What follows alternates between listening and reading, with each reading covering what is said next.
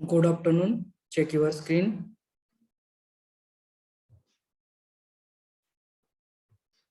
दिसते. Screen visible आहे का? हो सर. हो सर. Okay, thank you. हो सर.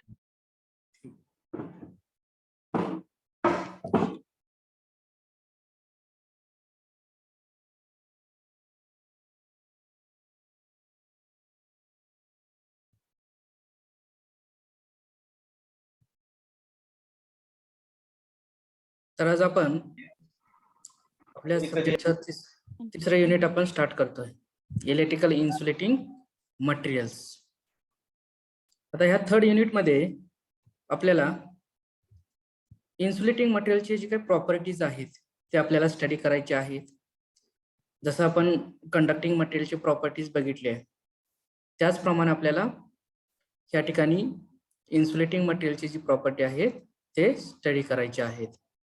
त्यामध्ये आपल्याला प्रॉपर्टीमध्ये electrical property, mechanical property, thermal property हा पॉईंट आपल्याला बघायचा आहे. त्यानंतर आपल्याला नेक्स्ट पॉईंट बघायचा आहे तो थर्मल क्लासिफिकेशन ऑफ इन्सुलेशन किंवा क्लास ऑफ इन्सुलेशन हा पॉईंट बघायचा आहे. म्हणजे कुठलं मटेरियल किती टेम्परेचर विस्टँड करतं ते आपल्याला या ठिकाणी स्टडी करायचं आहे. ठीक आहे. त्यानंतर नेक्स्ट जे इन्सुलेटिंग मटेरियल आपण यूज करतोय एक पर्टिक्युलर ऍप्लिकेशनसाठी त्याचे जे काही फेल्युअरचे जे काही कॉजेस आहेत ते आपल्याला बघायचे आहेत. म्हणजे इन्सुलेटिंग मटेरियल का डॅमेज होतं, खराब का होतं आणि त्याची जी काही प्रॉपर्टी आहे इन्सुलेशनची जी काही करंट कॅरी करू द्यायची नाही ते काय होतं, कंडक्टिंग होतं. म्हणजे त्यातून आपला जो काही करंट आहे तो फ्लो होतो किंवा लिकेज होऊ शकतो. त्यामुळे जी काही आपण काय बघणार आहोत तर next dielectric failure of insulating material. मग ते गॅसेस असतील, लिक्विड असतील किंवा सॉलिड म्हणजे कुठल्याही स्टेटमध्ये असू द्या ते आपल्याला त्याचे जे काही रिझन्स आहेत ते आपल्याला बघायचे आहेत. त्यानंतर लास्ट जो फोर्थ वन पॉईंट आपल्याला स्टडी करायचा आहे तो application of insulating material.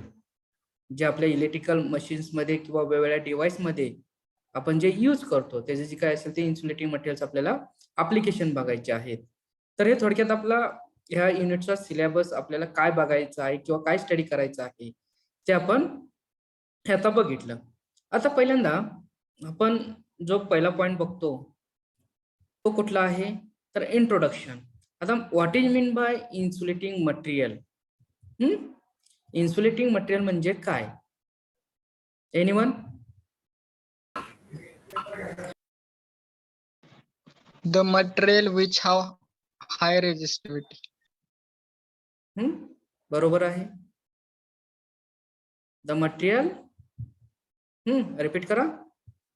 The material which have high resistivity or the material which does not allow the electric current. Does not allow electric current. बरोबर आहे. हा animal? The material which does not allow the electric current to pass through it is known as insulating material. बरोबर आहे. म्हणजे insulating material म्हणजे काय? The material which offer very high resistance to flow of electric current. चालेल का असं आपण mention केलं तर? तुम्ही सांगितलेलं बरोबरच आहे, पण तुम्ही काय म्हणतो असं मटेरियल की त्याचा रेजिस्टन्स हा कसा आहे, व्हेरी हाय आहे आणि तो करंटला फ्लो होऊ देत नाही.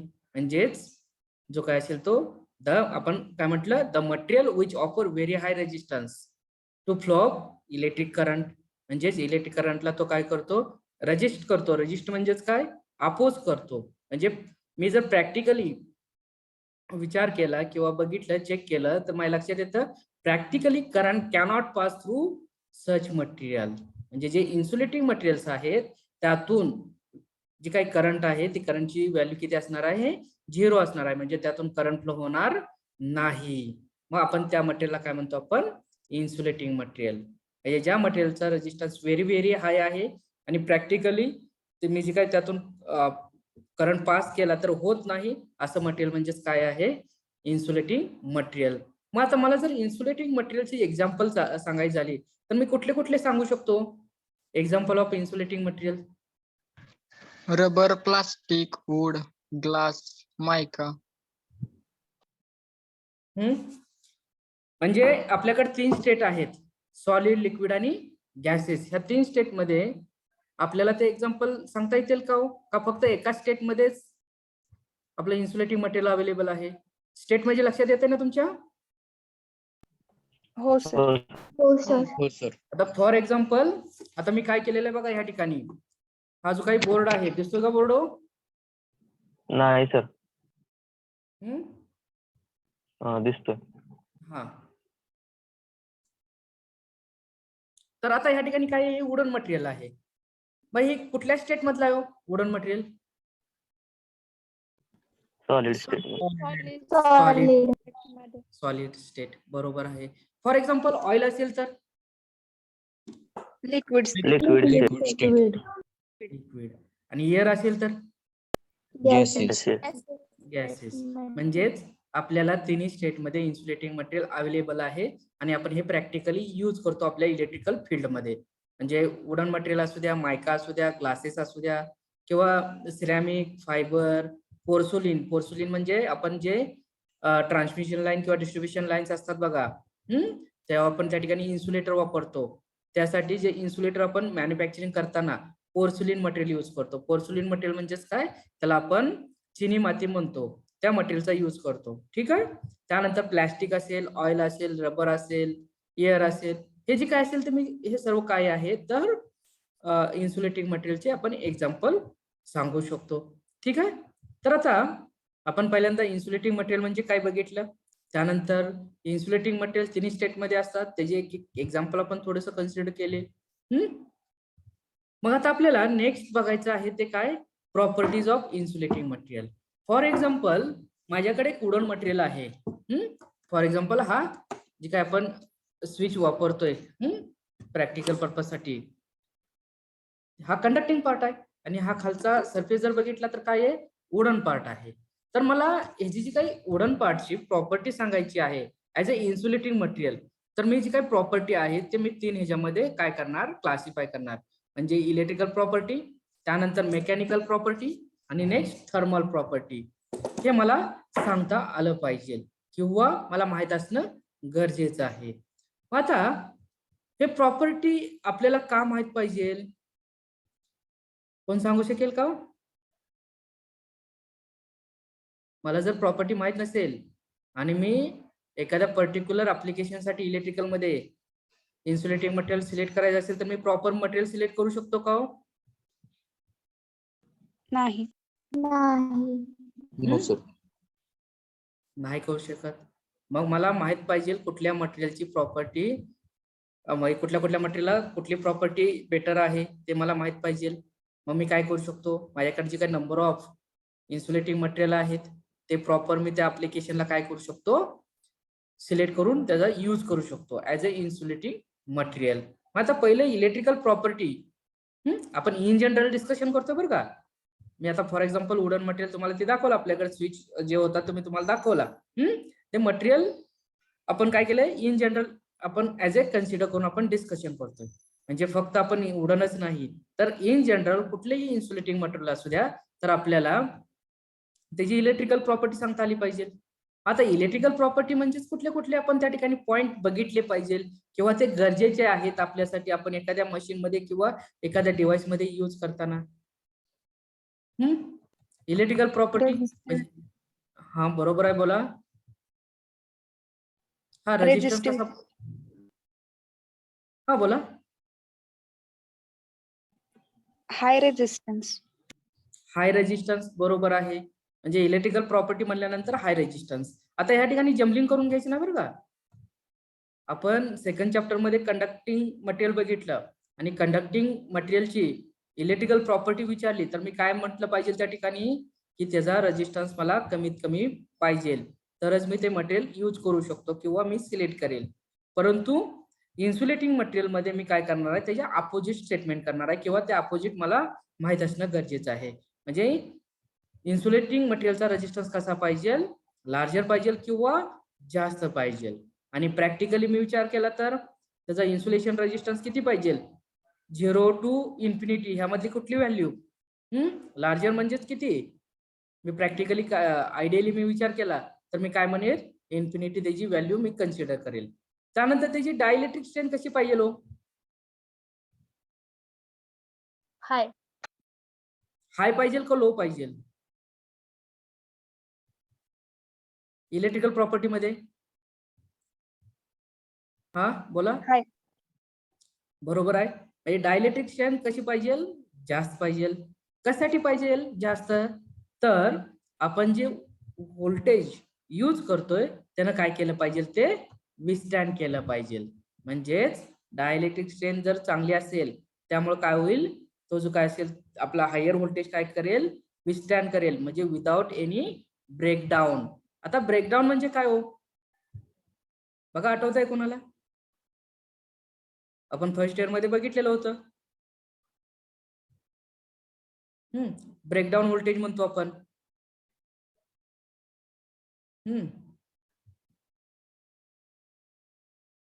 कोण सांगू शकेल का?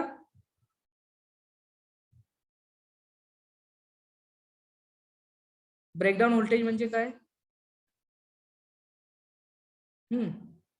डायलेक्ट्रिक स्ट्रेंथ कशी पाहिजे? जास्त पाहिजे. का जास्त पाहिजे?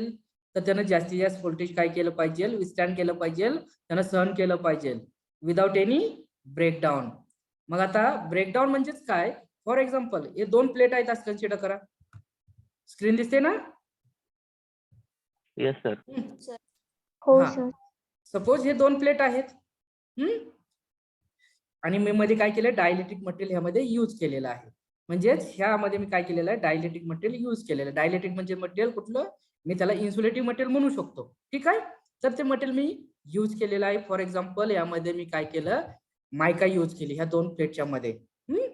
तर ह्या दोन प्लेटच्या मध्ये मी जे मायका यूज केली आणि मी काय केलं, ह्या दोन प्लेटला मी व्होल्टेज अप्लाय केलं. पहिल्यांदा मी काय केलं, 220 व्होल्ट केलं. जे काय असेल ते व्होल्टेज काय केलं, यानं विस्टँड केलं. विस्टँड केलं म्हणजेच काय केलं, ह्या साईडवरून ह्या साईडला करंट पास केला नाही. म्हणजे जे मी ह्याच्या दोन्हीच्या मध्ये जे dielectric material for example mica me mention केलं, त्या मायकाने काय केलं, विस्टँड केलं. म्हणजे ह्या साईडचा करंट ह्या साईडला पाठवलेला नाही. म्हणजे इथून इकडे आपला करंट फ्लो झालेला नाही. ठीक आहे. म्हणजेच ते जे काय असेल ते आपण काय म्हणणार आहे, व्होल्टेज त्यानं विस्टँड केलं. परंतु आपल्याला समजून काय घ्यायचं आहे, तर ब्रेकडाऊन व्होल्टेज म्हणजे काय. मी काय करणार आता, जे 220 व्होल्ट आहे ते व्होल्टेज मी काय करणार, इन्क्रीज करणार. म्हणजे व्होल्टेज मी काय करणार, वाढवणार. आणि व्होल्टेज वाढवला मी काय केलं, आता 220चं मी 300 केलं. तरी पण काय केलं, त्या मटेरियलनं काय केलं, ते मटेरियल विस्टँड केलं. म्हणजेच ह्या प्लेटवरून ह्या प्लेटकडे सप्लाय जाऊ दिलेला नाही, करंट पास होऊ दिलेला नाही. ठीक आहे. मग मी 300 ला ब्रेकडाऊन व्होल्टेज म्हणणार का हो?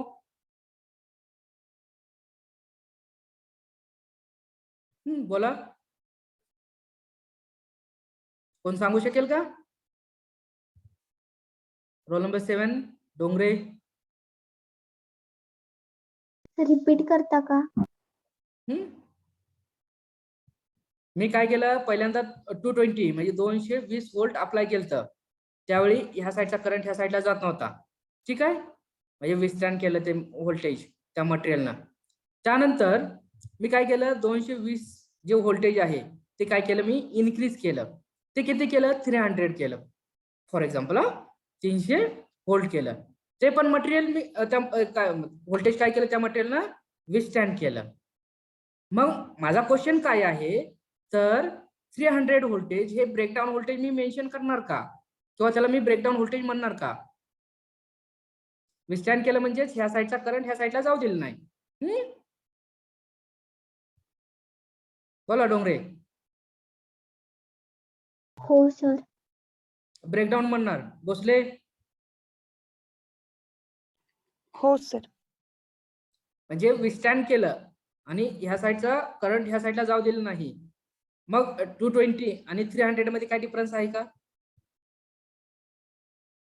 नाही ना, दोन्हीच सेम झालं. दोन्ही व्होल्टेजला तेच जे काय असेल ते रिपिटेशन होत आहे. म्हणजे विस्टँडच करतायत. ह्या साईडचा करंट ह्या साईडला जाऊ देत नाही. थोडंसं क्लॅरिटी करून घ्या तुमची जी काही थिंकिंग आहे त्यामध्ये, किंवा तुमचं जी काय अपडेट करा. तर आपण ब्रेकडाऊन व्होल्टेज कोणाला म्हणतो, मी 220 कॅपॅसिटी आहे, मी 300 केलं, ते विस्टँड केलं. मी परत काय केलं 300चं 400 केलं. 400 होल्ड केलं. मग आता मटेरियल काय झालं, ब्रेक झालं. ब्रेक झालं म्हणजेच काय झालं, याचा अर्थ मी काय ब्रेक झालं मी कधी सांगू शकतो, तर ह्या साईडचा जो काही करंट आहे तो ह्या साईडला फ्लो झाला. म्हणजे आता त्या मायका मटेरियल मधून करंट काय झाला, पास झाला. म्हणजेच ज्यावेळी मी दोन्ही प्लेटच्या अक्रॉस जे व्होल्टेज आहे ते मी किती केलं, 400 व्होल्ट केलं. त्यावेळी काय झालं, हे जे काय मध्ये डायलेक्ट्रिक मटेरियल होतं ते काय झालं, आता ब्रेक झालं. ब्रेक झालं म्हणजेच काय झालं, तर त्याने काय केलं, ह्या साईडचा सप्लाय ह्या साईडला पाठवला. ठीक आहे, म्हणजे आपल्या त्या मटेरियल मधून काय झाला, करंट पास झाला. मग ते इन्सुलेटिंग मटेरियलची जी प्रॉपर्टी आहे ते त्या ठिकाणी आपल्याला अचीव झाली का, त्या 400 व्होल्टला नाही झाली अचीव. म्हणजेच काय झालं, ते मटेरियल 400 व्होल्टला ब्रेक झालं. तर ज्या व्होल्टेजला ते मटेरियल ब्रेक होतं म्हणजेच काय होतं, एका साईड वरून दुसऱ्या साईडकडे सप्लाय पाठवतं किंवा पास होतो, त्यावेळी मी त्या व्होल्टेजला काय म्हणणार आहे, ब्रेकडाऊन व्होल्टेज म्हणणार आहे. परंतु आपण जे इन्सुलेटिंग मटेरियल यूज करणार आहे किंवा आपल्याला जे काही सिलेक्शन करायचं आहे त्यामध्ये जी काही इलेक्ट्रिकल प्रॉपर्टी आपण सांगतो, dielectric strength shall be more. कशासाठी सांगतो, तर त्यानं काय केलं पाहिजे, जास्तीत जी काही व्होल्टेज आहे ते काय केलं पाहिजे, विस्टँड केलं पाहिजे आणि जो काही करंट आहे तो त्यातून कॅरी केला नाही पाहिजे. ठीक आहे, लक्षात आलं का सर्वांच्या. ब्रेकडाऊन व्होल्टेज कोणाला म्हणणार आहे, ज्या व्होल्टेजला आपलं मटेरियल डॅमेज होतं, थोडक्यात म्हणा, त्या व्होल्टेजला मी काय म्हणणार आहे, ब्रेकडाऊन व्होल्टेज. मग प्रत्येक मटेरियल मध्ये प्रत्येकाची जी काही डायलेक्ट्रिक स्ट्रेंथ आहे ती वेगळी असू शकते. म्हणजे प्रत्येक जण एकसारखंच व्होल्टेज विस्टँड करेल का, सहन करेल का, कॅरी करेल का, नाही करणार.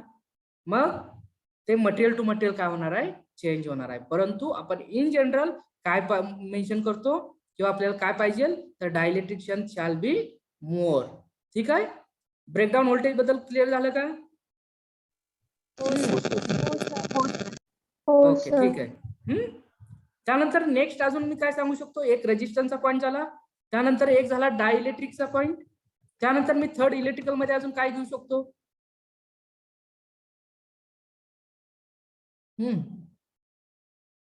बोला, आपण बघणार आहे डिटेल, फक्त आता ही सुरुवात आहे म्हणून आपण थोडंसं डिस्कशन करतोय.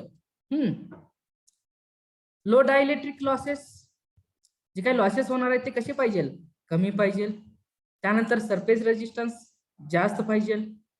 जी परमिटिव्हिटीची जी काही व्हॅल्यू आहे ते लो पाहिजे. हे आपण इलेक्ट्रिकल प्रॉपर्टी मध्ये कन्सिडर करतो. मग आपल्याला पुढे जाऊन काय करायचं आहे, जे सॉलिड, लिक्विड आणि गॅसेस जे काही नंबर ऑफ इन्सुलेटिंग मटेरियल आहेत ते आपल्याला 1 बाय 1 आपल्याला त्याच्या इलेक्ट्रिकल प्रॉपर्टी, मेकॅनिकल प्रॉपर्टी आणि थर्मल प्रॉपर्टी याचा स्टडी करायचा आहे. ठीक आहे, त्यानंतर हे झालं इलेक्ट्रिकल प्रॉपर्टी बद्दल. नेक्स्ट आपलं मेकॅनिकल प्रॉपर्टी. मेकॅनिकल प्रॉपर्टी मध्ये आपण कुठले कुठले पॉइंट बघणार आहोत किंवा बघितले पाहिजे. मेकॅनिकल स्ट्रेंथ, बरोबर आहे. जे काय टेन्साईल स्ट्रेंथ कशी पाहिजे, त्याची जास्त पाहिजे, लार्जर पाहिजे. अजून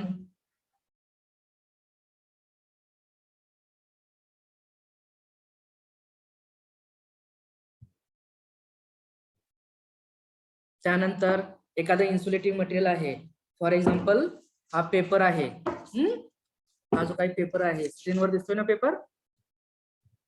हो सर. हा ठीक आहे, हा पेपर आहे. हा पेपर मला मी इकडून बघितल्यानंतर त्या साईडला जर दिसत असेल तर ते मी त्याला काय म्हणेल, त्याची मेकॅनिकल स्ट्रेंथ किंवा त्याची जी काही पोरोसिव्हिटी ती कशी असणार आहे, कमी असणार आहे. म्हणजेच ह्या मटेरियलनं जी काय असेल ते मॉइश्चर ऑब्झर्व केले नाही पाहिजे. म्हणजे जे आपण इन्सुलेटिंग मटेरियल यूज करणार आहे ते जर मटेरियल आपल्या ऍटमॉस्फेरिक कंडिशन मध्ये जे आपण जर यूज केलं तर ऍटमॉस्फेअर मधले जे काही मॉइश्चर आहे त्यानं जर स्वतःकडे ऍब्झॉर्ब केले तर काय होणार आहे ते हो, चालेल का हो. ऍब्झॉर्ब केलं तर आपली डायलेक्ट्रिक स्ट्रेंथ किंवा ते इन्सुलेटिंग मटेरियल गुड कंडिशनला राहील का, तर राहणार नाही. म्हणजे त्यानं ते मॉइश्चर कंझ्युम केलं नाही पाहिजे, कंझ्युम केले नाही पाहिजे. ठीक आहे, त्यानंतर त्याची कॉम्प्रेसिव्ह स्ट्रेंथ कशी पाहिजे, जास्त पाहिजे. तर हे मेकॅनिकल पॉइंट आपण बघतो. ठीक आहे, त्यानंतर next third thermal properties. Thermal properties म्हणजेच काय? त्यानं कमी टेम्परेचर विस्टँड केलं पाहिजे का जास्त केलं पाहिजे एखाद्या इन्सुलेटिंग मटेरियलना? तुमच्याकडे रबर आहे, प्लॅस्टिक आहे, फायबर आहे, मायका आहे, सिरॅमिक आहे, किंवा आपण ऑइल हे जे काही मटेरियल यूज करतो त्या मटेरियलना आपलं जे काही टेम्परेचर जास्त विस्टँड केलं पाहिजे का कमी केलं पाहिजे? जास्त विथस्टँड केलं पाहिजे. जास्त केलं पाहिजे, बरोबर आहे. म्हणजेच insulating material shall have the ability to withstand higher temperature. म्हणजे जे तुम्ही इन्सुलेटिंग मटेरियल सिलेक्ट करणार आहात ते मटेरियलनं काय केलं पाहिजे, जास्तीत जास्त जे काही टेम्परेचर आहे ते विथस्टँड केलं पाहिजे. जर कमी टेम्परेचरला तर विथस्टँड करत असेल तर याचा अर्थ काय आहे, तर ते प्रॉपर वर्क करू शकणार नाही. कारण आपल्याला माहिती आहे आपण इलेक्ट्रिकल मशीन ऑपरेट करताना किंवा करत असताना आपलं टेम्परेचरची काही रेंज आहे ते काय होते, चेंज होते, इन्क्रीज होतं. मग जे काही इन्क्रीज झालेलं टेम्परेचर आहे त्या मटेरियलनं ते काय केलं पाहिजे, विथस्टँड केलं पाहिजे. म्हणजे आता प्रत्येक मटेरियल सेम टेम्परेचर विथस्टँड करेल असं नाही. मग मटेरियल टू मटेरियल म्हणजे मटेरियल बदललं तर त्याची जी काही टेम्परेचर विथस्टँड करण्याची कॅपॅसिटी आहे ती काय होणार आहे, चेंज होणार आहे. ते आपण नेक्स्ट बघणारच आहोत, तरी पण माहित असू द्या. त्यानंतर त्याचा मेल्टिंग पॉइंट म्हणजे तुम्ही जो काही मटेरियल यूज करताय ते लगेच मेल्ट झालं पाहिजे का? No sir. नाही झालं पाहिजे, बरोबर आहे. म्हणजे मेल्टिंग पॉइंट कसा पाहिजे, शुड बी हायर, म्हणजेच मेल्टिंग पॉइंट जास्त पाहिजे. ठीक आहे. अजून कोण काय सांगू शकतं ऍडिशनल?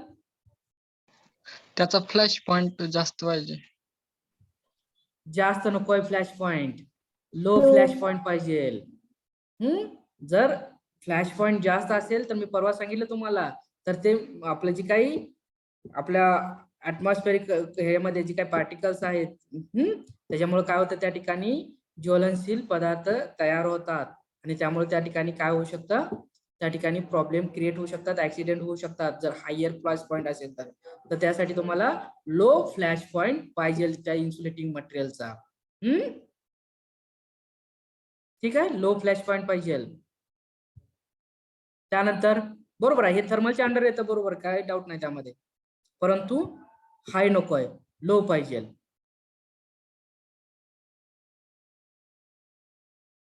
मग आता नेक्स्ट थर्मल प्रॉपर्टी मध्ये अजून आपण एक पॉइंट कव्हर केला पाहिजे, तो म्हणजे कुठला? सपोज आता एखादी वायर आहे तुम्ही बघितलेली, त्या वायर जर तुम्ही बघितली तर आतमध्ये काय कंडक्टिंग मटेरियल आहे आणि वरून काय आहे, इन्सुलेटिंग लेअर आहे. आतून काय होतो, करंट पास होतो, बरोबर, आणि वरून आपलं इन्सुलेशन प्रोव्हाइड केलेलं असतं कशासाठी, जो कोणी वापरणार आहे किंवा हँडल करणार आहे त्याला शॉक लागू नये म्हणून. आता आपल्याला माहित आहे इलेक्ट्रिकल मध्ये हिटिंग इफेक्ट, जर आपण एखाद्या कंडक्टिंग मटेरियल मधून जर करंट पास केला तर त्या मटेरियलचं जे काय असेल ते काय होतं, टेम्परेचर इन्क्रीज होतं. एक मिनिट वेट करा.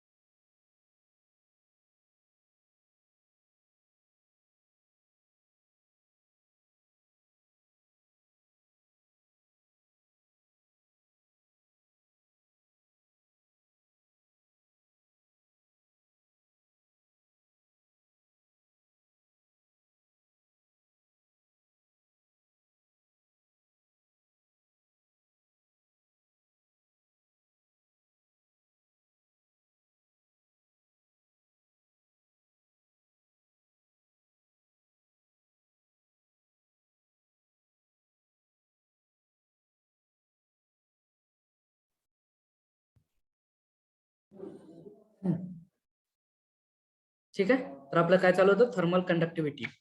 तर आता थर्मल कंडक्टिव्हिटी आपल्याला थोडंसं समजून घ्यायचं असेल. वायर आहे, वायर मधून आपण काय म्हणतो, आपण वायर कशासाठी यूज करतो, तर करंट कॅरी करण्यासाठी. तर आता कंडक्टिंग मटेरियल काय करतो, आतून करंट कॅरी करतो. ज्यावेळी ते मटेरियल करंट कॅरी करत असतं त्यावेळी जे काय असेल ते टेम्परेचर काय होतं वाढतं त्या मटेरियलचा, conducting material. For example copper आहे, त्या कॉपर मटेरियलचं काय होतं टेम्परेचर वाढतं. आणि वरून काय आहे इन्सुलेटिंग मटेरियल आहे. तर जे आपण इन्सुलेटिंग मटेरियल त्या कंडक्टिंग मटेरियलवर आपण लेअर देणार आहोत किंवा यूज करणार आहे, ते इन्सुलेटिंग मटेरियल आपण अशा पद्धतीने सिलेक्ट केलं पाहिजे की आतमध्ये जे मटेरियल आहे कॉपरचं आणि त्यातून करंट फ्लो होतो, टेम्परेचर वाढतं आणि जो काही टेम्परेचर राईज झालेला आहे तो त्यानं मेंटेन केला पाहिजे. मेंटेन केला पाहिजे म्हणजेच काय केलं पाहिजे, वरचं जे काही इन्सुलेटिंग मटेरियल आहे, तुम्ही घरामध्ये बघता रेड कलरची वायर असते, ब्लॅक कलर असते, त्यानंतर येलो ब्ल्यू कलरची वायर बघता. ते वरचा कलर म्हणजेच काय, ते इन्सुलेटिंग पार्ट आहे समजण्यासाठी तुम्हाला सांगतो. आणि आत काय कॉपरची वायर आहे. तर कॉपरच्या वायरचं जर टेम्परेचर वाढलं तर वर जी काही लेअर आहे त्यानं ते काय केलं पाहिजे, आतलं टेम्परेचर स्वतःमध्ये काय केलं पाहिजे, ऍब्झॉर्ब केलं पाहिजे, म्हणजे कंझ्युम केलं पाहिजे. म्हणजे आतलं जो काही कंडक्टिंग मटेरियल आहे त्याचं टेम्परेचर काय केलं पाहिजे, त्यानं स्वतःकडे घेतलं पाहिजे. त्यालाच आपण काय म्हणतो थर्मल कंडक्टिव्हिटी. असं केल्यामुळे काय होतं, तर आपण जी काही आपल्या इलेक्ट्रिकल मशीन मध्ये किंवा इलेक्ट्रिकल डिव्हाइसेस मध्ये जर अशी प्रोसेस जर आपण किंवा अशी झाली प्रोसेस, म्हणजे आतलं जे काही टेम्परेचर आहे कंडक्टिंग मटेरियलचं इन्सुलेटिंग मटेरियल ऑब्झर्व केलं, तर ते जे काही मशीन आहे ते काय होतं कूल राहतं आणि प्रॉपर वर्क करतं. म्हणजेच त्या ठिकाणी आपल्याला जे काही इफेक्ट होणार आहेत ते आपले इफेक्ट काय करू शकतो अवॉइड करू शकतो. म्हणजे अनवॉन्टेड जे काही फॉल्ट होण्याची पॉसिबिलिटी असते ते आपल्याला या ठिकाणी कमी करता येतात. मग त्यासाठी आपल्याला माहित पाहिजे की कुठल्या मटेरियलची जी काही थर्मल कंडक्टिव्हिटी जास्त आहे. ठीक आहे. तर थर्मल कंडक्टिव्हिटी म्हणजे लक्षात आलं का, थर्मल कंडक्टिव्हिटी म्हणजेच काय, ज्यातून करंट फ्लो होतोय त्या पार्ट मधलं जर टेम्परेचर वाढलं तर त्या इन्सुलेटिंग मटेरियलनं काय केलं पाहिजे, ते कंझ्युम केलं पाहिजे. सिंपल. ठीक आहे, लक्षात आलं का. Roll number 57. हो सर. ठीक आहे डोंगरे, तुम्ही रिप्लाय दिला. हा 57 नंबर. हो सर. 57. काय डाऊट आहे का नायकू. हो सर. Hello sir. हा बोला सर, आपण मेकॅनिकल प्रॉपर्टीज मध्ये बघतो ना, त्याची मेल्टिंग पॉइंट जास्त पाहिजेत म्हणून. मेकॅनिकल प्रॉपर्टी नाही, आपण थर्मल प्रॉपर्टी मध्ये बघतो ते. पण सर त्याच्यामध्ये जर आपण धरलं मेल्टिंग पॉइंट जास्त पाहिजेत म्हणून, पण ह्याच्यात सर कमी कसं काय आपण हे करायचं. काय क्वेश्चन रिपीट करा तुमचा. सर म्हणजे याची जर ऍब्झॉर्ब करण्याची हीट जर क्षमता जास्त असेल तर तो स्वतः पण हिट होऊ शकतो ना. स्वतः हिट होऊन स्वतः डॅमेज नाही झाला पाहिजे असं आपल्याला मटेरियल सिलेक्ट करायचं. म्हणजे me for example rubber use केलं तर त्या रबरनं काय केलं पाहिजे, आतली हिट ऍब्झॉर्ब केली पाहिजे, परंतु स्वतः खराब नाही झालं पाहिजे. आणि जे आपलं मशीन आहे डिव्हाइस आहे ते कूल राहिलं पाहिजे. म्हणजे जे आपलं टेम्परेचर परमिसिबल लिमिट आहे त्याने ते मेंटेन केलं पाहिजे. म्हणजे फॉर एक्झाम्पल एखादी डिव्हाइस असेल आणि ते डिव्हाइस फक्त 90 डिग्री पर्यंत प्रॉपरली वर्क करू शकतं, तर जे काही टेम्परेचर तुमचं एक्सिड होणार आहे वाढणार आहे ते 90 डिग्रीच्या पुढे जाऊ दिलं नाही पाहिजे. आणि स्वतः पण काय झालं पाहिजे, सेफ राहिलं पाहिजे. ठीक आहे, तरच आपण त्याला गुड इन्सुलेटिंग मटेरियल म्हणणार आहे. मग तेच तर ते आपल्याला माहित पाहिजे ना प्रॉपर्टीज. जर त्याचं थर्मल कंडक्टिव्हिटी जर कमी असेल, थर्मल कंडक्टिव्हिटी जर कमी असेल तर चालेल का हो.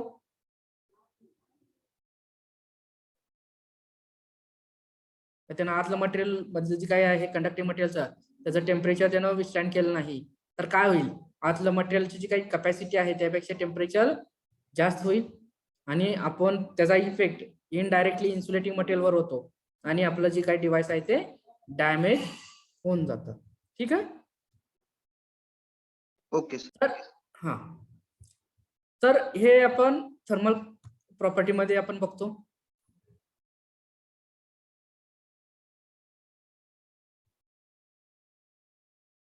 ते आपला नेक्स्ट पॉइंटच आहे ते आपण बघूया. आता बघा इथं नेक्स्ट पॉइंट कुठला आहे आपला, क्लासेस ऑफ इन्सुलेशन किंवा त्यालाच आपण म्हणतो टेम्परेचर क्लासेस. आता फॉर एक्झाम्पल आपण थोडंसं प्रॅक्टिकल एक एक्झाम्पल समजून घेऊया. आपल्या घरामध्ये एखादी मोटर आहे, त्या मोटरवर जर आपण बघितला तर एक प्लेट असते आणि त्या प्लेटवर जे काय असेल ते त्या मोटरचं स्पेसिफिकेशन मेन्शन केलेलं असतं. म्हणजेच काय केलेलं असतं स्पेसिफिकेशन म्हणजे, तर त्याचं व्होल्टेज मेन्शन केलेलं असतं, त्याचं करंट रेटिंग मेन्शन केलेलं असतं. मोटर म्हणल्यानंतर ते रोटेटिंग आहे, म्हणजे त्याचं आरपीएम मेन्शन केलेलं असतं. आरपीएम म्हणजे किती, एका मिनिटामध्ये किती ते राऊंड घेणार आहे, म्हणजे थोडक्यात स्पीड आपण ते मेन्शन केलेलं असतं. त्यानंतर त्याची capacity in terms of kilowatt मध्ये मेन्शन केलेलं असतं.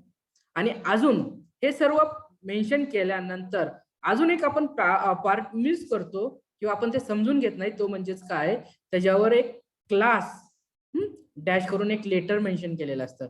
मग ते मे बी वाय असेल, मे बी ए असेल, मे बी बी असेल, मे बी सी असेल, मे बी एफ असेल. तर ते काय मी तुम्हाला सांगतो. तर फॉर एक्झाम्पल आपल्याकडे जी मोटर आहे त्या मोटरवर सपोज क्लास डॅश ए मेन्शन केला असेल, तर त्याचा अर्थ काय आहे, कुणाला काय माहित आहे का, किंवा कुणी ऑब्झर्व केलंय का? किंवा तुमच्या घरामध्ये कुठलेही इलेक्ट्रिकल डिव्हाइस असू द्या, आणि त्याच्यावर जर प्लेट असते, प्लेटवर जी काय आता मी टर्म सांगितल्या त्याच्याबरोबर जर क्लास आणि डॅश असं जर असेल, आणि तुम्हाला मी सांगितलं फॉर एक्झाम्पल त्या ठिकाणी एखादं आपलं लेटर मेन्शन केलं असेल, फॉर एक्झाम्पल ए, तर त्या एचं मिनिंग काय आहे? जसं मी तुम्हाला व्होल्टेज सांगितलं, करंट सांगितलं, त्याचं स्पीड सांगितलं, त्याची जी काही पॉवर आहे ते सांगितले. कुणाला आयडिया आहे का काय? Roll number 65.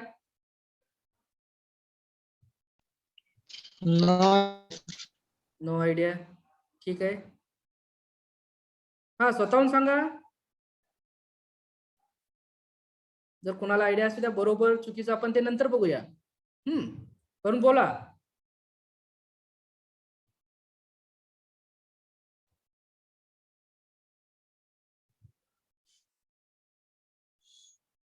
तर त्या ठिकाणी ए लेटर आपल्याला काय इंडिकेशन देतं, तर त्याचं जे काय असेल ते टेम्परेचर विथस्टँड करण्याची कॅपॅसिटी. मग आपण मोटर यूज करताना सपोज आपलं जी काही एन्व्हायरमेंटल कंडिशन आहे, त्याचं जे काही आपलं टेम्परेचर आहे, रूम टेम्परेचर आपण म्हणूया, ते फॉर एक्झाम्पल 40 डिग्री सेल्सिअस आहे. परंतु आपण ज्यावेळी ते मोटर ऑपरेटिंग मध्ये घेतो त्यावेळी ते काय होतं, 40 डिग्री पासून ते इन्क्रीज होत जातं. मग कितीपर्यंत इन्क्रीज झालं पाहिजे, आणि ते ए लेटर काय इंडिकेट करतं, तर त्याचा अर्थ काय आहे, तर ते मोटर जी काही टेम्परेचर विस्टँड करणार आहे ते कितीपर्यंत करणार आहे, तर 105 डिग्री सेल्सिअस पर्यंत काय करू शकते, ते टेम्परेचर विस्टँड करू शकते. म्हणजे त्या मोटरमध्ये जे इन्सुलेटिंग मटेरियल यूज केलेलं आहे, ते इन्सुलेटिंग मटेरियल ते 105 डिग्री सेल्सिअस पर्यंत ते काय राहतं, व्यवस्थित राहतं. म्हणजे ऍज अ इन्सुलेटिंग मटेरियल म्हणून ते वर्क करतं. म्हणजेच सपोज आपण इन्सुलेटिंग मटेरियल कशासाठी यूज करतो, तर मी जे काही करंट कॅरी करणार आहे कंडक्टिंग मटेरियल मधून, ते एका ठिकाणाहून दुसऱ्या ठिकाणी पास होणे म्हणून. म्हणजेच हे कधी शक्य आहे, तर ते गुड कंडिशनला असेल. सपोज एखादं मटेरियल जर डॅमेज झालं, टेम्परेचर वाढल्यामुळे पण ते मटेरियल डॅमेज होऊ शकतं, इन्सुलेटिंग मटेरियल. तर 105 डिग्री सेल्सिअस पर्यंत त्याची काय असणार आहे, ते इन्सुलेटिंग मटेरियल व्यवस्थित वर्क करणार आहे. म्हणजे त्याचा अर्थ काय आहे, ते मोटर, त्या मोटरचं जे टेम्परेचर आहे तुम्ही जर मेजर केलं आणि ते अप टू 105 डिग्री सेल्सिअस म्हणजे 105 डिग्री सेल्सिअस पर्यंत असेल, तर त्या आतलं मटेरियल, इन्सुलेटिंग मटेरियल हे व्यवस्थित आहे, सेफ आहे, किंवा ते मटेरियल तिथपर्यंत आपल्याला व्यवस्थित वर्क करतं. परंतु त्याच्या पुढे जर टेम्परेचर वाढत गेलं, तर आतलं इन्सुलेटिंग मटेरियल काय होणार आहे, तुमचं डॅमेज होणार आहे. म्हणजे इनडायरेक्टली ते मोटर तुमची काय होते, डॅमेज होते, म्हणजे त्यातलं वाइंडिंग डॅमेज होतं. आणि मग आपल्याला काय करावं लागतं, मग परत मोटर मधली जी काय वाइंडिंग आहे ते रिवाइंडिंग करावी लागते. ठीक आहे. तर तुम्ही बघता, म्हणता तुम्ही मोटर आपली आपण जे काय असेल ते आपण आपल्या एरियामध्ये बघितलं तर आपण काय म्हणतो, मोटर जळाली. मोटर जळाली म्हणजेच काय झालेलं असतं, तर आतले वाइंडिंग खराब झालेले असते, डॅमेज झालेले असते. ते कशामुळे झालेलं असतं, तर वाइंडिंग वर जे काही इन्सुलेटिंग लेअर असतो तो वीक झालेला असतो, आणि वीक झाल्यामुळे काय होतं, तो दोन पार्ट एकत्र येतात, शॉर्ट सर्किट होतं आणि हेवी करंट फ्लो होतो. ठीक आहे, म्हणजे शॉर्ट सर्किट झाल्यानंतर. परंतु ते वीक कशामुळे होतं, तर तेच आपल्याला नेक्स्ट पॉइंट मध्ये बघायचं आहे, causes of failure of insulating material. म्हणजे इन्सुलेटिंग मटेरियल फेल का होतात, डॅमेज का होतात ते आपल्याला बघायचं आहे. तर एक रिझन आहे त्यातलं मी तुम्हाला सांगतो. आता तो जे काय मी सांगितलं ते व्होल्टेज म्हणजे ब्रेकडाऊन व्होल्टेज आपण पहिल्या पॉईंट मध्ये मेन्शन केलं. ब्रेकडाऊन व्होल्टेज म्हणजेच काय, जर व्होल्टेज अप्लाय केलं म्हणजेच व्होल्टेज म्हणजेच काय, फोर्स अप्लाय करतो, प्रेशर अप्लाय करतो. मी जर जास्त स्ट्रेस दिला तर ते डॅमेज होणार. त्यानंतर सेकंड आता आपला पॉईंट डिस्कशन मध्ये घेतलेला आहे तो टेम्परेचर. म्हणजेच एखादं मटेरियल जर आपण इन्सुलेटिंग मटेरियल सिलेक्ट केलं तर ते पर्टिक्युलर टेम्परेचर काय करू शकतं, विस्टँड करू शकतं. फॉर एक्झाम्पल माझ्याकडे एखादा पेपर असेल, कॉटनचं मटेरियल असेल. हे काय हो, पेपर, कॉटन, सिल्क हे काय आहेत, इन्सुलेटिंग मटेरियल आहेत. मग मी सपोज एखाद्या इलेक्ट्रिकल डिव्हाइस मध्ये जर कॉटन यूज केलं, एखाद्यामध्ये रबर यूज केलं, तर दोन्हीचं टेम्परेचर विस्टँड करण्याची कॅपॅसिटी सेम असणार आहे का, तर नसणार आहे. ज्या मी मोटरमध्ये मी वल्कनाइज्ड इंडियन रबर किंवा सिंपल रबर यूज करतोय तर त्याचं 90 डिग्री सेल्सिअस टेम्परेचर विस्टँड करण्याची कॅपॅसिटी असू शकते. किंवा मी तुम्हाला आता कॉटन मेन्शन केलं, कॉटन जर मी यूज केलं एखाद्या मोटरमध्ये तर त्याचं जी काही टेम्परेचर विस्टँड करण्याची कॅपॅसिटी आहे ते 105 डिग्री सेल्सिअस असू शकते. त्यानंतर फॉर एक्झाम्पल एखाद्या मी डिव्हाइस मध्ये मायका, ग्लास, फायबर हे मटेरियल यूज केलं तर त्याचे टेम्परेचर रेटिंग 130 डिग्री सेल्सिअस पर्यंत असू शकतं. म्हणजेच हे जे काही श्रेय नंबर 1 to 7 आणि पुढे जे काही थर्मल क्लास मेन्शन केलेला आहे ते आपण अल्फाबेटच्या थ्रू दाखवलेला आहे. आणि पुढे त्याच्या आपण काय मेन्शन केलेलं आहे, तर वाय मेन्शन असेल तर ते किती टेम्परेचर विस्टँड करू शकतं, तर 90 डिग्री सेल्सिअस. ए असेल तर 105 म्हणजे 105 डिग्री सेल्सिअस. ई असेल तर 120 म्हणजे 120 डिग्री सेल्सिअस. बी मेन्शन केलं असेल तर 130. एफ असेल तर 155. एच असेल तर 180 डिग्री सेल्सिअस आणि सी मेन्शन केलं असेल तर अबाव 180 डिग्री सेल्सिअस. आणि पुढच्या टेबलमध्ये आपण ऍज अ इन्सुलेटिंग मटेरियल म्हणून कुठलं यूज करतो ते ह्या ठिकाणी दिलेलं आहे. म्हणजे जर एखाद्या डिव्हाइस मध्ये जर temperature rating up to 90 degree पर्यंत जात असेल तर मी या ठिकाणी मेन्शन केलेलं बघा, वल्कनाइज्ड इंडियन वगैरे रबर ते. इथं मी कुठले मटेरियल त्या ठिकाणी आपण यूज करू शकतो त्याच्या टेम्परेचरला, तर या ठिकाणी ते मेन्शन केलेलं आहे. तर आता मी थोडस बघा क्वेश्चन विचारतो, शक्य झालं तर आन्सर द्या, येत असेल तर, चुकलं तर चुकू द्या. ऑर्गॅनिक मटेरियल म्हणजे काय हो,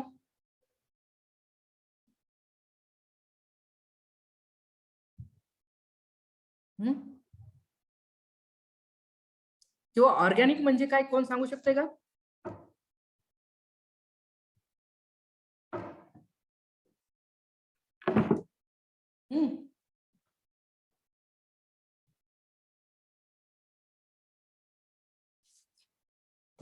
हा बोला. सेंद्रिय. ऑर्गॅनिक मीन्स सेंद्रिय. सेंद्रिय. मग सेंद्रिय म्हणजे काय, मला थोडं समजावून सांगू शकता? बरोबर आहे. हा,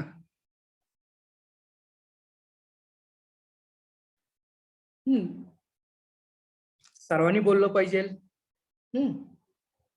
सर म्हणजे आपण दोन वेगवेगळ्या मटेरियल पासून ते तयार करतो.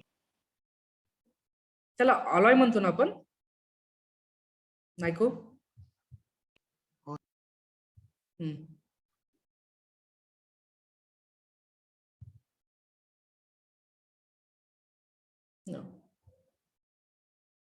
तुम्ही ऑर्गॅनिक, इनऑर्गॅनिक हा वर्ड ऐकले असतील.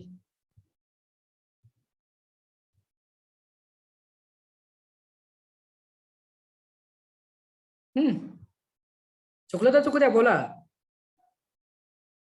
केमिकलचा वापर केला जातो. हा, रिपीट करा. मोरे. केमिकलचा वापर केला जात नाही ऑर्गॅनिक. ऑर्गॅनिक मीन्स म्हणजे ज्या मटेरियल मध्ये आपण केमिकलचा वापर करतो ते मटेरियल म्हणजेच काय, ऑर्गॅनिक मटेरियल्स. बर, ठीक आहे. आपण ऐकून घेऊया आन्सर आणि मग आपण त्यात करेक्शन करत जाऊया. नेक्स्ट कोण कळस?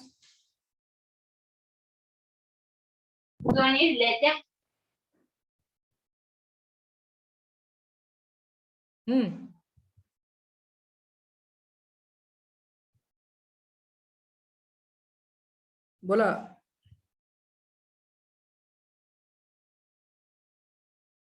बोललं पाहिजे.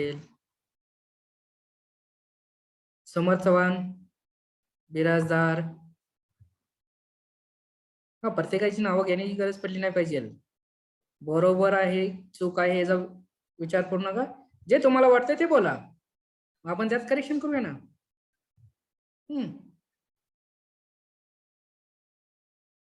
Sapkal, roll number 10, roll number 25, Bangale 20. हा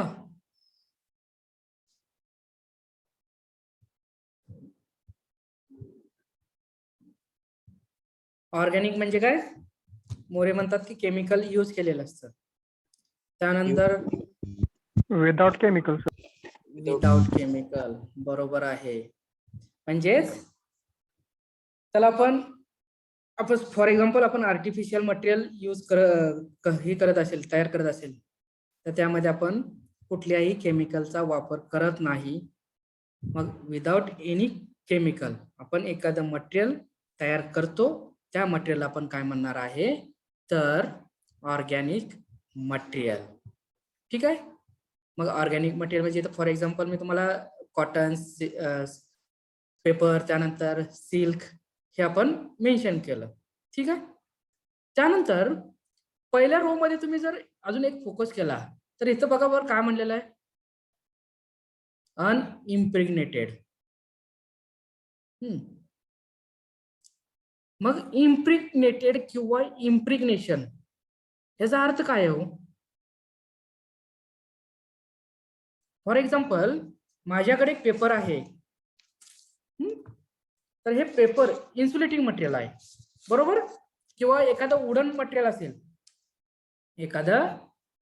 असेल, तुम्ही ते इलेक्ट्रिकल सप्लाय हँडल करण्यासाठी ऍज ए इन्सुलेटिंग मटेरियल म्हणून त्या ठिकाणी वापर करत असाल, तर ते इम्प्रिग्नेटेड आहे किंवा ते अनइम्प्रिग्नेटेड आहे, कसं मी हे करणार? आता फॉर एक्झाम्पल मी हा पेपर तुमच्या समोर धरला, तर हा इम्प्रिग्नेशन आहे का विदाउट इम्प्रिग्नेशनचा आहे?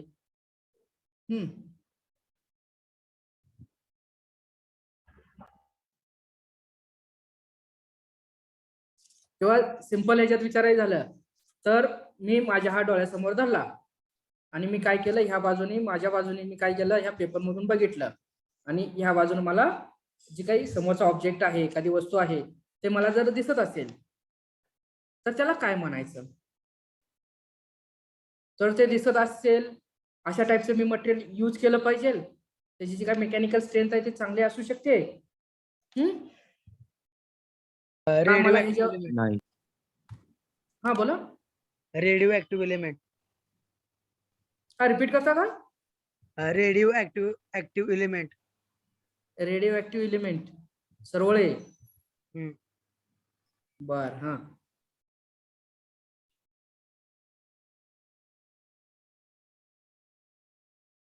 अजून कोणते बोलत बोला सर. रेडियम.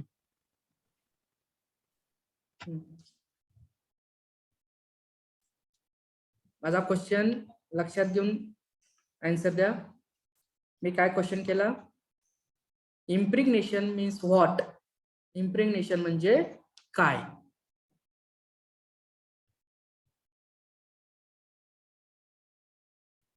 मग पेपर जर मी घेतला समोर, मी एका बाजूने पेपरच्या बघितलं तर दुसऱ्या बाजूला मला जी वस्तू आहे ते दिसते, तर ते इम्प्रिग्नेशन केलेलं आहे का?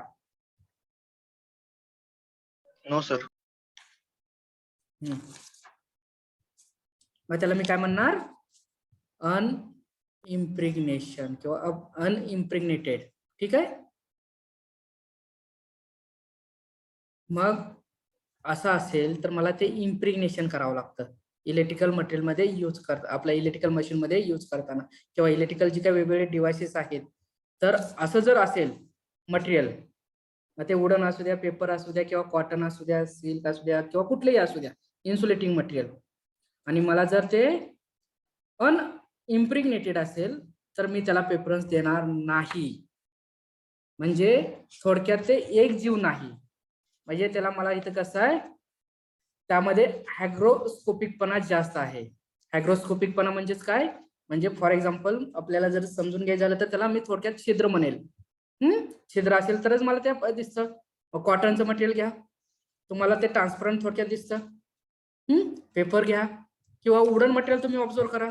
तुमच्या घरामध्ये जे वुडन मटेरियल आहे ते तुम्ही बघा, त्या ठिकाणी त्याला जर व्यवस्थित ऑब्झर्व केलं तर त्यामध्ये तुमचं जे काही मॉइश्चर आहे किंवा मॉइश्चरचे कंटेंट आहेत ते काय होतात, ऍब्झॉर्ब होतात. ठीक आहे, म्हणजे अर्थ काय त्याचा, तर ते अनइम्प्रेग्नेटेड आहे. मग आपल्याला काय करावं लागतं, जर त्याची जी काही स्ट्रेंथ आहे, मेकॅनिकल स्ट्रेंथ, किंवा त्याला एकजीव करण्यासाठी आपल्याला काय करावं लागतं, इम्प्रेग्नेशन मध्ये कन्वर्ट करावं लागतं. इम्प्रेग्नेशन करतो म्हणजेच काय करतो, तर फॉर एक्झाम्पल आपल्याकडे वार्निश असेल, ऑइल असेल, तर आपण काय करणार, हा पेपर घेणार, आता कसा आहे, अनइम्प्रेग्नेटेड आहे, त्याला होल आहेत फॉर एक्झाम्पल, तर हे होल मला काय करायचे, नाहीशी करायचे. छिद्र आहेत ते मला नको आहेत, तर मी काय करणार, हा पेपर मी काय करणार, वॉर्निश मध्ये इन्सर्ट करणार आणि त्याला परत मी रिमूव्ह करणार आणि ते पूर्णपणे एकजीव होईपर्यंत ही जी काही प्रोसेस करतो मी त्याला काय म्हणतो, इम्प्रिग्नेशन. इम्प्रिग्नेशन म्हणजेच काय, जे फायबरस मटेरियल, म्हणजेच फायबरस मटेरियल मध्येच म्हणजे मला हे असं आढळून येतं. म्हणजे वुडन मटेरियल असेल किंवा हे जे काय तुम्हाला पेपर सांगितलं, कॉटन सांगितलं, हे जे काही मटेरियल आहे ते फायबरस मटेरियल्स आहेत, इन्सुलेटिंग मटेरियलचे. मग मला त्याचं इम्प्रिग्नेशन मध्ये कन्वर्ट करायचं असेल, त्याची जी काही स्ट्रेंथ इन्क्रीज करायची असेल, त्याला एकजीव करायचं असेल, तर मी काय करतो, तो इम्प्रेग्नेट करतो. म्हणजेच वॉर्निश मध्ये इन्सर्ट करा, वॉर्निशचा लेअर काय होईल, त्याच्यावर बसेल. म्हणजे काय होणार, ते मला आता ट्रान्सपरंट ते राहणार नाही, म्हणजे मला पलीकडची वस्तू दिसणार नाही. ठीक आहे, तर इम्प्रेग्नेशन प्रोसेस लक्षात आली का तुम्हाला?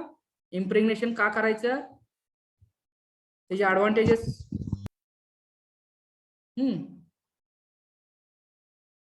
इम्प्रेग्नेशन म्हणजे लक्षात आलं का? त्या ठिकाणी एक वर्ड होता, तुम्ही काहीच विचारत नाही. क्वेश्चन विचारले पाहिजे.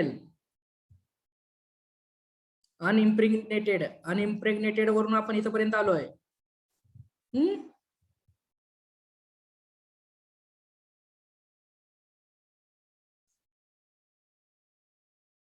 बोला, काय क्वेश्चन आहे का?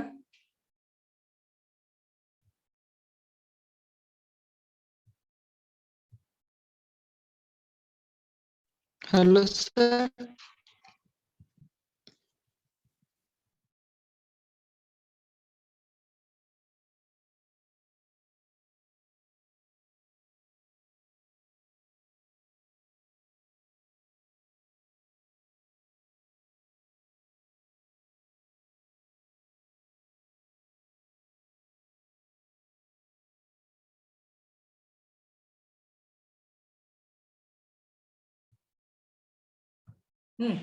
बोला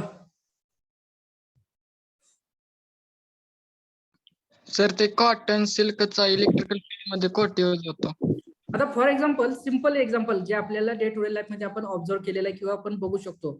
आता मी मोटर रिवाइंडिंग करता, ज्यावेळी आपली मोटर, आपण काय म्हणतो, मोटर जळाली, म्हणजे आपले त्यातले जे काही कॉपरची वाइंडिंग आहे ते त्याचं इन्सुलेशन खराब झाल्यामुळे ते डॅमेज होतं.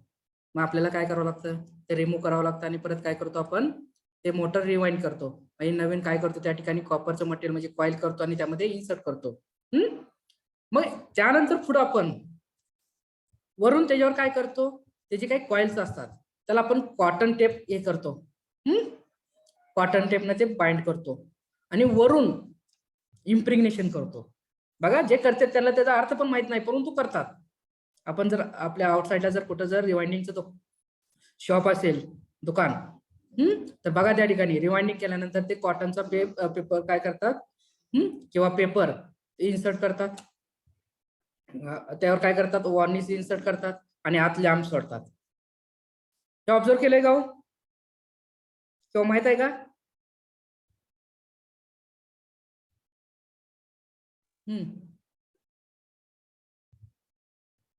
ऐकले का ही प्रोसेस, किंवा तुम्ही बघितले का असे कधी?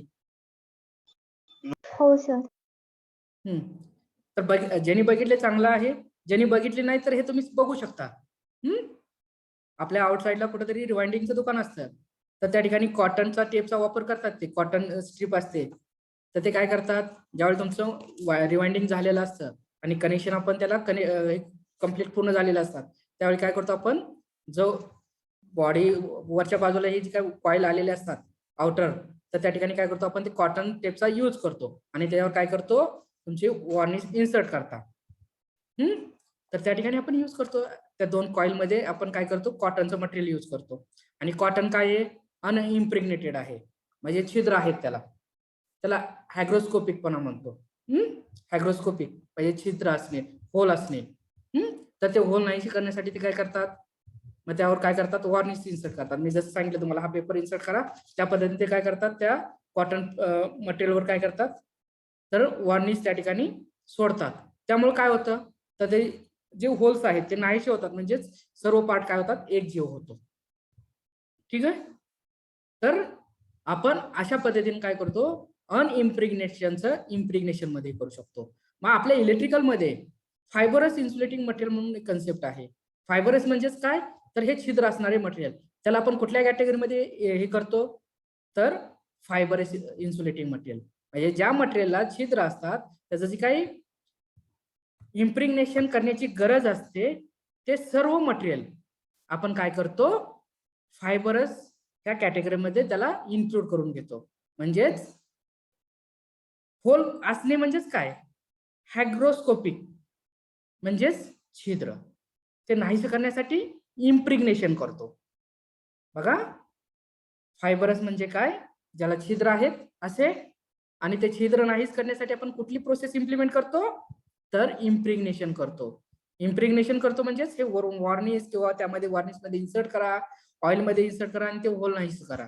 ठीक आहे तर असं केल्यामुळे काय होतं इथपर्यंत आपण आलतो आता ठीक आहे ऍडव्हान्टेजेस ऑफ इम्प्रिग्नेशन थोडा आपण विषय वाढवतोय ठीक आहे वाढू द्या काय अडचण नाही तर त्यामुळे काय होतं हे होल नाहीसे होतात मग त्यामुळे काय होतं हे जर छिद्र असेल तर हे एक जीव नाहीत तर मी लगेच ह्याला डॅमेज करू शकतो ना परंतु हे वॉर्निश मध्ये इन्सर्ट केलं सर्व त्यावर एक लेअर झाला त्यामुळे त्याची काय होते स्ट्रेंथ वाढते मेकॅनिकल स्ट्रेंथ वाढते म्हणजे मी आता हे इझिली काय करू शकत नाही असं बेंड करू शकत नाही इथे काय झालं त्यावर लेअर बसला कशाचा आपण ऑइल फॉर एक्झाम्पल किंवा वॉर्निशचा त्यानंतर अजून काय होऊ शकतं जर छिद्र आहेत मी जर आहे असं कॉटन मटेरियल यूज केलं तर एक ठराविक काळापर्यंत चालू शकतं परंतु त्याचं जर टेम्परेचर वाढलं तर ते डॅमेज होतं त्यासाठी इम्प्रिग्नेशन केलं काय होणार आहे त्याची टेम्परेचर विस्टँड करण्याची कॅपॅसिटी काय होते इन्क्रीज होते म्हणजेच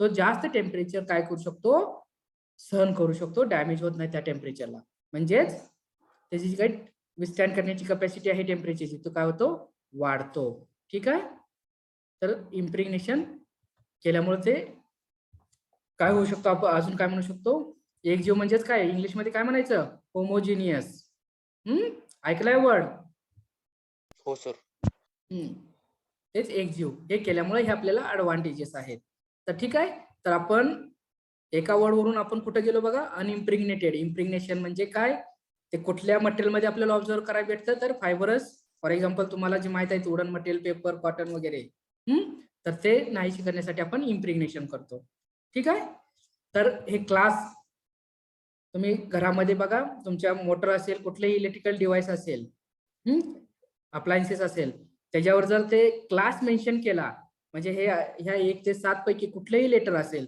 तर त्याचा अर्थ काय आहे तर त्या लेटरचं टेम्परेचर किती आहे तेवढं तो टेम्परेचर काय करेल विस्टँड करेल ठीक आहे तर हे होतं आपलं क्लासेस ऑफ इन्सुलेशन और टेम्परेचर क्लास मग तुम्ही लेक्चर झाल्यानंतर किंवा तुम्ही ज्यावेळी तुम्हाला वेळ मिळेल त्यावेळी तुम्ही काय करा एखादा डिव्हाइस बघा आणि त्या डिव्हाइसवर नेम प्लेट पाहिजे स्पेसिफिकेशन लिहिलेली मोटर वगैरे असेल तर बघा किंवा कुठलाही डिव्हाइस बघा त्यावर स्पेसिफिकेशन असेल तर त्यामध्ये तुम्हाला नक्कीच हे लेटर बघायला भेटतील म्हणजे ह्यापैकी कुठलं तरी एक ॲट अ टाइम एकच मेन्शन केलेलं असतं म्हणजे कॉम्बिनेशन नसतं AB किंवा YA असं काय नाही तर कुठलंही एक लेटर ठीक आहे हॅलो सर एक मिनिट